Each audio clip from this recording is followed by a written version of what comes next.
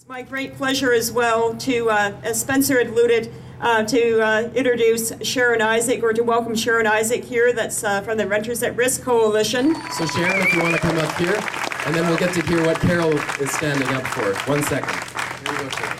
Thank you, Spencer. Thank you, everybody, for showing up here. This is fantastic. It is a signal, a clear signal, that the renters in British Columbia are scared. They are terrified of losing their homes to 40% rent increases. $500 a month was handed out last week by the residential tenancy branch to a 92-year-old woman. That is unbelievable that this government sanctions that kind of rent control. They have put legislation in place that allows this to happen in 2004, and that is really what people need to understand, that you are not safe in your homes. And this has happened to many of my friends in the last 3 years.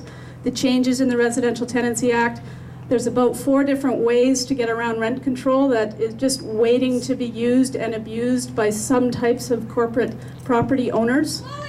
Yeah. Well, and it's a shame because it gives a bad name to the landlords that do want to believe in balanced and fair legislation. So we need to stand up right now and stop this and send a message that this is not okay. This is absolutely shameful. This happened to me as well. This is why I'm standing here today. 3 years ago, I received a letter asking me personally for a $500 rent increase. Same thing. We can get it at the residential tenancy branch, sign here. I didn't sign, I got evicted for renovations about a month later. Went to the Supreme Court, our whole building did. 4 Supreme Court cases went through. We ended up winning, and it still doesn't matter. Evictions are still happening. The courts have said this is not okay. In the case of the rent increases, the 40% rent increase, last year the courts said this is not okay. They overturned exactly the same types of decisions that we heard about last week in the Supreme Court.